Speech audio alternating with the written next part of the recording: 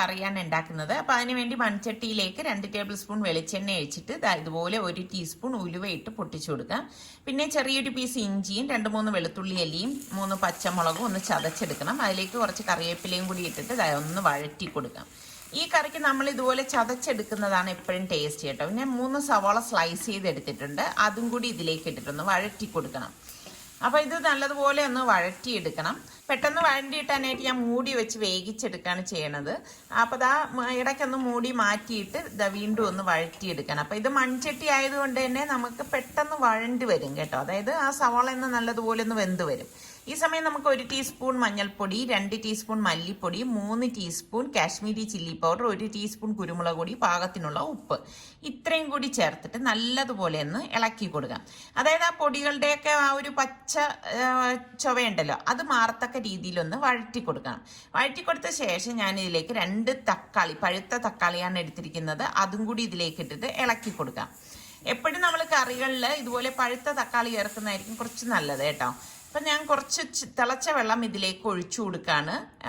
അത് പെട്ടെന്നൊന്ന് അത് നല്ലതുപോലെ വെന്തുടഞ്ഞു വരാനാണ് തിളച്ച വെള്ളം ഇപ്പോൾ ഒഴിച്ചിരിക്കുന്നത്. എന്നിട്ട് മൂടി വയ്ക്കാം. 2 മിനിറ്റ് ശേഷം അടപ്പ് മാറ്റുമ്പോഴേക്കും കളറൊക്കെ മാറി തക്കാളിയൊക്കെ ഉടഞ്ഞു വന്നിട്ടുണ്ട്. അപ്പോൾ നല്ലതുപോലെ ഒന്ന് ഇളക്കി കൊടുത്താൽ മതി. കണ്ടോ? അപ്പോൾ ഈ ഒരു പരുവത്തിൽ വരണം. അപ്പം ഞാൻ ഇവിടെ 3/4 കിലോ ഞണ്ടാണ് ക്ലീൻ ചെയ്തെടുത്ത് കഴുകി വെച്ചിരിക്കുന്നത്. അപ്പോൾ ഈ ഞണ്ട് നമുക്ക് ഇതിലേക്ക് ഇട്ട് കൊടുക്കാം. അപ്പം നമ്മളുടെ വീഡിയോസ് കാണുന്നതിൽ ഞണ്ട് ഇഷ്ടമുള്ള എത്ര പേരുണ്ട്? അതായത് കാൽഷ്യം ഒക്കെ ഉണ്ടെന്നാണ് പറയുന്നത് ഞണ്ടിൽ കേട്ടോ. അപ്പം എനിക്ക് ഭയങ്കര ഇഷ്ടമുള്ള ഒരു ഐറ്റമാണ് ഈ ഞണ്ടെന്ന് പറയുന്നത്. അപ്പോൾ ഇതുപോലെ ഒന്ന് ഇളക്കിയെടുക്കണം. ഇന്നിപ്പോൾ എനിക്ക് അത്ര വലിപ്പമുള്ള ഞണ്ടല്ല കിട്ടിയിരിക്കുന്നത്, ഈ ഒരു സൈസിലാണ്. പക്ഷെ ഉള്ളിൽ മാംസം ഉണ്ടായിരുന്നു കേട്ടോ. നമുക്ക് കഴുകുമ്പോൾ തന്നെ മനസ്സിലാകും. അപ്പോൾ ഇതുപോലെ ഒന്ന് ഇളക്കിയെടുക്കണം. പിന്നെ ഞണ്ട് ഉണ്ടാക്കുമ്പോൾ നമ്മൾ ഈ നോൺ സ്റ്റിക്ക് പാനിലൊന്നും ഉണ്ടാക്കരുതേ. കാര്യം എന്തെന്നറിയാവോ? പാൻ ചീത്തായി പോവും. അതിൻ്റെ ആ ഒരു ഷാർപ്പ് എഡ്ജൊക്കെ കൊണ്ടിട്ട് പാൻ എളുപ്പം കേടാവും. അപ്പോൾ ഇതിലേക്ക് നമുക്ക് ആവശ്യത്തിനുള്ള തിളച്ച വെള്ളം ഒഴിച്ചിട്ട് ഞാൻ ഒന്ന് ഇളക്കി കൊടുക്കണം. ഞാൻ ഒരുപാട് വെള്ളമൊന്നും ഒഴിക്കത്തില്ല. ഒരുപാട് വെള്ളമൊക്കെ നമ്മൾ ഇതിലേക്ക് ചേർത്ത് കഴിഞ്ഞാൽ അതിൻ്റെ ആ ഒരു ടേസ്റ്റ് നഷ്ടപ്പെടും. അതായത് ഇത് നെകക്കയില്ല, അതിന് താഴെയാണ് വെള്ളം നിൽക്കുന്നത്. കണ്ടില്ലേ? ഞാൻ ആ ഒരു പരുവത്തിലാണ് എടുത്തിരിക്കുന്നത്. എന്നിട്ടൊന്ന് ലെവൽ ചെയ്തിട്ട് മൂടി വെച്ച് നമുക്കൊന്ന് വേവിച്ചെടുക്കാം. ഞണ്ടായതുകൊണ്ട് തന്നെ പെട്ടെന്ന് വെന്ത് കിട്ടും. അപ്പം നമുക്ക് വെന്ത് വരുമ്പോഴേക്കും അടപ്പൊന്ന് മാറ്റിയിട്ട് ഇതുപോലെ ഒന്ന് ഇളക്കിയിട്ട് ഞാനിവിടെ 1 കപ്പ് കട്ടിയുള്ള തേങ്ങാപ്പാൽ എടുത്തിട്ടുണ്ട്. തേങ്ങാപ്പാൽ ഇതുപോലെ ഒന്ന് ഒഴിച്ചു കൊടുക്കാം. അപ്പം തേങ്ങാപ്പാലും കൂടി ചേർത്തിട്ട് നന്നായിട്ടൊന്ന് മിക്സ് ചെയ്ത് കൊടുക്കാം. തേങ്ങാപ്പാലൊക്കെ ഒഴിച്ചിട്ട് നമ്മളിത് കറി വയ്ക്കുമ്പോൾ നല്ല ടേസ്റ്റാണ് കേട്ടോ. അപ്പം ഞാനിതിപ്പോൾ റോസ്റ്റ് അല്ല തയ്യാറാക്കിയിരിക്കുന്നത്, കാരണം ചോറിനുള്ള കറിയാണ് കേട്ടോ.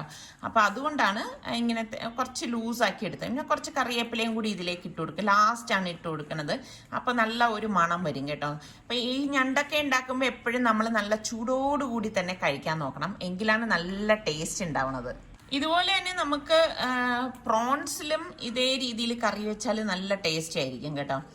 അപ്പോൾ ഞാൻ ഇതിനിടയിൽ മരിച്ചീനി ഉണ്ടാക്കിയിട്ടുണ്ടായിരുന്നു. പിന്നെ അതിൻ്റെ വീഡിയോ ഒന്നും എടുക്കാൻ പോയില്ല കേട്ടോ. അപ്പോൾ ചോറും മരിച്ചീനി ഞണ്ട് കറിയാണ് ഇന്നത്തെ നമ്മളുടെ റെസിപ്പി എന്ന് പറയുന്നത്. അപ്പം ഞാനത് ചൂടോടുകൂടി തന്നെ കഴിക്കുകയാണ്. ഞാൻ പറഞ്ഞില്ലേ, ഇതൊക്കെ ഉണ്ടാക്കുമ്പോൾ നമ്മൾ ചൂടോടുകൂടി തന്നെ കഴിക്കണം, എങ്കിലാണ് നല്ല ടേസ്റ്റ് കേട്ടോ. പക്ഷെ നല്ല മാംസമൊക്കെ ഉണ്ടായിരുന്ന നല്ല ഒരു ഞണ്ടായിരുന്നു ഇത്. വൈകുന്നേരം നമ്മൾ ഒന്ന് പുറത്തേക്ക് പോവാണ്. സുൽത്താൻ്റെ ജോലിയും റിസ്വാൻ്റെ ക്ലാസ്സും ഒക്കെ കഴിഞ്ഞ ശേഷമാണ് ഞങ്ങൾ പുറത്തേക്ക് പോണത്. അപ്പം ഇവർക്കാണെങ്കിൽ അങ്ങനെ പുറത്തൊന്നും പോകാൻ വലിയ താല്പര്യമുള്ളവരൊന്നും അല്ല കേട്ടോ, സുൽത്താനും റിസ്വാനൊന്നും. അപ്പം ഇതിപ്പം നമ്മൾ ഇതുപോലെയുള്ള ചില സാധനങ്ങളൊക്കെ വാങ്ങിക്കാൻ പോകുമ്പോൾ ഇവരെയും കൂടെ കൂട്ടിയിട്ടേ പോകത്തുള്ളൂ. അപ്പം ഇന്നിപ്പം അന്ന് നമ്മളുടെ വീട്ടിൽ TV സുൽത്താൻ വാങ്ങിയതാണ്, ചെറിയ ഒരെണ്ണമായിരുന്നു. അപ്പോൾ അത് അവൻ്റെ പ്രൊജക്റ്റിനും കാര്യത്തിനും വേണ്ടിയിട്ടൊക്കെയാണ് അന്ന് വാങ്ങിച്ചിരുന്നത്. അപ്പം നമ്മുടെ വീട്ടിലൊരു TV വാങ്ങിക്കണം എന്ന് വിചാരിച്ചിരിക്കുകയായിരുന്നു. അപ്പോൾ ഇന്നിപ്പോൾ പോയി വാങ്ങാമെന്ന് വിചാരിച്ചു. അപ്പോൾ ഇതൊക്കെ വാങ്ങിക്കുമ്പം ഇതിനെക്കുറിച്ചൊക്കെ അത്യാവശ്യ വിവരമുള്ളവർ നമ്മുടെ കൂടെ വേണമല്ലോ. അപ്പം നമ്മളെക്കാളും ഒക്കെ കുറച്ചുകൂടി കാര്യങ്ങളൊക്കെ അറിയണത് പിള്ളേർക്ക് തന്നെയാണ്. അപ്പം അവരെയും കൂട്ടിയിട്ട് പോകുമ്പം, അല്ലെങ്കിൽ പിന്നെ നമ്മൾ എന്തെങ്കിലും വാങ്ങിയിട്ട് വരുമ്പോൾ ഇവരെന്തെങ്കിലുമൊക്കെ കുറ്റവും കുറവും പറയും. അപ്പം നമ്മളങ്ങനെ ഇപ്പം അവിടെ ഷോപ്പിൽ എത്തിയിരിക്കുകയാണ്.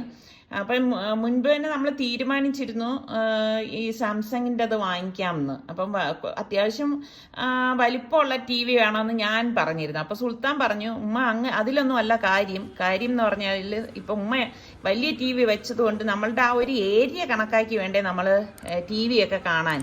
അപ്പം ഞാൻ നോക്കിയത് ഈ ടൈപ്പാണേ. അപ്പോൾ അവൻ പറഞ്ഞില്ല ഉമ്മ, നമുക്ക് അത്ര ഡൈനിങ്ങിൻ്റെ ആ ഏരിയയിൽ ആകുമ്പോഴേക്ക് അത്ര വലിയ ടി വി ഒന്നും പറ്റത്തില്ല. നമുക്ക് സൗകര്യമായിട്ടുള്ള സ്ഥലത്തുള്ള ടി വിയെ വാങ്ങിക്കാവൂ, അങ്ങനെ വേണം നമ്മൾ നോക്കാൻ എന്ന് പറഞ്ഞു. അവൻ പറഞ്ഞത് വളരെ കറക്റ്റാണ് കേട്ടോ. അപ്പോൾ പിന്നെ അതിൽ താഴെയുള്ള ചെറിയ ടി വിയാണ് നമ്മളിതാ നോക്കിയത്. അങ്ങനെ നമ്മൾ 43 ഇഞ്ചിൻ്റെ ടി വിയാണ് എടുത്തത് കേട്ടോ. അപ്പോൾ അവൻ പറഞ്ഞു എപ്പോഴും നമ്മൾ അതൊക്കെ പ്രത്യേകം ശ്രദ്ധിക്കേണ്ടതാണ്. കാരണം ഞങ്ങളുടെ ആ ഒരു ലിവിങ് ഏരിയയിൽ ഞങ്ങൾ ടി വി വേണ്ടാന്ന് തന്നെ മുൻപേ തീരുമാനിച്ചിരുന്ന ഒരു കാര്യമാണ്. കാരണം അത് ശരിയല്ല. എപ്പോഴും നമ്മൾ കണ്ടിട്ടില്ലേ, നമ്മൾ പല വീടുകളിലേക്ക് പോകുമ്പോഴേക്കും ആൾക്കാർ ഇങ്ങനെ ടി വി നോക്കിയിരിക്കുന്ന ഏർപ്പാടുണ്ട്. വരുന്നവരെ അത്ര അങ്ങോട്ട് ഗൗനിക്കത്തില്ല. എനിക്കതൊട്ടും ഇഷ്ടമില്ലാത്തൊരു പണിയാണ് കേട്ടോ. അപ്പോഴേക്കും ഞങ്ങളുടെ അവിടെ ഇപ്പോൾ ടി വി വാങ്ങിക്കുന്നത് തന്നെ നമ്മുടെ യൂട്യൂബ് കാണാൻ വേണ്ടിയിട്ട് മാത്രമാണ്. അപ്പം നമ്മളിതാ വെളിയിൽ എപ്പോഴത്തെയും പോലെ തന്നെ ഇറങ്ങിയപ്പോഴേക്ക് വെജിറ്റേറിയൻ റെസ്റ്റോറൻറ്റിൽ കയറി. അപ്പം വെളിയിൽ ഇതുപോലെയൊക്കെ ഇറങ്ങുന്ന സമയങ്ങളിൽ ഇങ്ങനെ പോയി കഴിക്കുന്നത് ഭയങ്കര ഇഷ്ടമാണ് കേട്ടോ. അതും വെജിറ്റേറിയൻ ഫുഡാണ്. ഇങ്ങനെയൊക്കെ പോകുമ്പോൾ നമുക്ക് കഴിക്കാൻ ഇഷ്ടവും. അപ്പോൾ നല്ല ചൂട് വടയും ദോശയും ഒക്കെ കഴിക്കുമ്പം വയറിന് നല്ലതാണ്, പിള്ളേർക്കൊക്കെ ഒരു സന്തോഷമാണ്. പിന്നെ പലരും ചോദിക്കും ഇവരെന്തേ ഒറ്റയ്ക്ക് പുറത്തു പോകത്തില്ലേ എന്നൊക്കെ. അവർക്ക് അതിനോടൊന്നും വലിയ താല്പര്യമില്ല. ഓരോരുത്തരുടെ താല്പര്യങ്ങൾക്കനുസരിച്ച് വേണ്ടേ ജീവിക്കാൻ. അല്ലാതെ നമ്മൾ പിള്ളേർ പുറത്തു പോകാത്ത പിള്ളേരെ നമ്മൾ ഉന്തിത്തള്ളി പുറത്തേക്കൊക്കെ പറഞ്ഞു വിടേണ്ട കാര്യമുണ്ടോ? ഞാൻ പറഞ്ഞത് ശരിയല്ലേ? അപ്പം നിങ്ങൾക്ക് ഇതിനോട് എന്താണ് അഭിപ്രായം?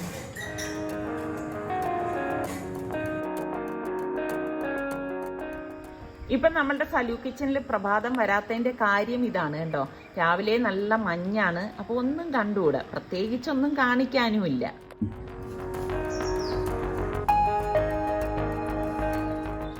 കുറച്ച് ദിവസം കൊണ്ട് ഇവിടെ ഇങ്ങനെ ഈ പുല്ല് പറിക്കണം എന്ന് വിചാരിക്കുന്നുണ്ട്. അവിടെ അവിടെ ആയിട്ട് ഇതാ ചെറിയ പുല്ലിങ്ങനെ, അധികമൊന്നുമില്ല കേട്ടോ, കുറച്ചേ ഉള്ളൂ.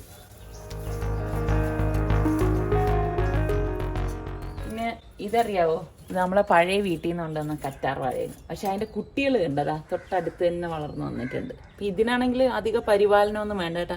പഴയ വീട്ടിലായിരുന്നപ്പോൾ തന്നെ കുറേ പേരെൻ്റെ അടുത്ത് ചോദിച്ചിട്ടുണ്ടായിരുന്നു ഇതിലെന്ത് വളം ഇടും എന്നൊക്കെ. ഞാനങ്ങനെ വളമൊന്നും പ്രത്യേകിച്ച് ഇതിനിട്ടിട്ടൊന്നുമില്ല, തന്നെ അങ്ങ് കിളിച്ച് വരെയായിരുന്നു കേട്ടോ. എനിക്കൊന്ന് മണ്ണ് നല്ലതായിരിക്കണമെന്നാണ് തോന്നുന്നത്. പിന്നെ ഇത് നമ്മളുടെ ചെറി, അന്ന് ഞാൻ കുറച്ച് ചെടി വാങ്ങിച്ചില്ലേ, 2 ലിച്ചിയും പിന്നെ ചെറി ഞാൻ ഇവിടെയാണ് കൊണ്ടുവന്ന് നട്ടത്. പിന്നെ ഇത് നമ്മളുടെ റംബൂട്ടാൻ ഇപ്പോഴാണ് ഇങ്ങനെ കിളിർത്ത് വന്നത് കേട്ടോ. ആ റംബൂട്ടാൻ്റെ തൊട്ടടുത്ത് തന്നെ ഒരെണ്ണം വളർന്നു വരുന്നുണ്ട്, തന്നെ വളർന്നതാണേ. അതിന് പിടിക്കുമോ എന്നുള്ളതൊന്നും അറിയത്തില്ല. പക്ഷെ ചെറിയ എനിക്ക് ഭയങ്കര ഇഷ്ടമാണ് കേട്ടോ, അതുകൊണ്ടാണ് ഇവിടെ കൊണ്ടുവന്ന് നട്ടത്.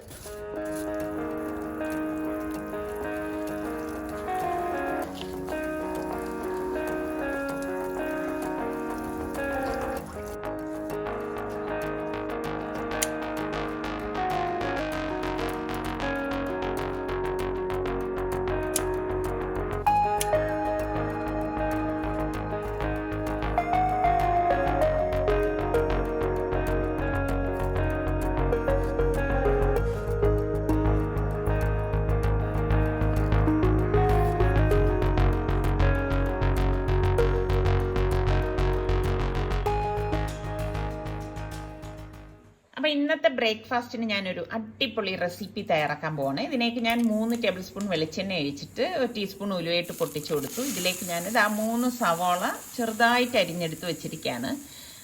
ഇങ്ങനെ അല്ലെങ്കിൽ നിങ്ങൾക്ക് സ്ലൈസ് ചെയ്ത് വേണമെങ്കിൽ എടുക്കാം. അപ്പോൾ പെട്ടെന്ന് വഴണ്ടി ഇട്ടാൻ വേണ്ടിയിട്ടാണ് ഞാനിതാ ഇതുപോലെ ചെറുതായിട്ട് കട്ട് ചെയ്തെടുത്തത്. എന്നിട്ടൊന്ന് വഴറ്റിയിട്ട് ഞാൻ പച്ചമുളകും കറിവേപ്പിലയും കൂടി ചതച്ചെടുത്ത് വെച്ചിട്ടുണ്ട് കേട്ടോ. ഇതുപോലെ ഒന്ന് ക്രഷ് ചെയ്തെടുത്താൽ മതി. അപ്പം ഇതൊരു വെറൈറ്റി രീതിയിലാണ് ഉണ്ടാക്കുന്നത്. നമ്മൾ എപ്പോഴും ഉണ്ടാക്കുന്നതിൽ നിന്നും വ്യത്യസ്തമായിട്ട് ഉണ്ടാക്കുമ്പോഴാണ് അതിനൊരു വെറൈറ്റി ഒക്കെ വരുന്നത്. എപ്പോഴും ഒരേ രീതിയിൽ നമ്മൾ ഉണ്ടാക്കുന്നതിനോട് എനിക്ക് വലിയ താല്പര്യമില്ല കേട്ടോ. എന്നിട്ട് ഇതാ 1.5 ടേബിൾ സ്പൂൺ ഇഞ്ചി വെളുത്തുള്ളി പേസ്റ്റും കൂടി ഇട്ടിട്ട് വഴറ്റി കൊടുക്കാണ്. അപ്പോൾ ഇത് ഇഞ്ചി വെളുത്തുള്ളി പേസ്റ്റൊക്കെ ഉണ്ടാക്കുന്ന വീഡിയോ ഞാൻ ഇതിനു മുൻപ് പോസ്റ്റ് ചെയ്തിട്ടുണ്ടായിരുന്നു. അപ്പോൾ ഞാൻ 2 ടൊമാറ്റോ ചോപ്പ് ചെയ്തത് ഇതിലേക്ക് ഇട്ട് കൊടുക്കാണ്. ഇട്ട് കൊടുത്ത് അത് ഞാൻ ചോപ്പ് ചെയ്ത് തന്നെയാണ് എടുത്തത് കേട്ടോ. എന്നിട്ടൊന്ന് വഴറ്റി കൊടുക്കാം. അപ്പോൾ ഇതെല്ലാം ചേർത്തിട്ട് ഇതുപോലെ ഒന്ന് വഴറ്റി കൊടുക്കണം.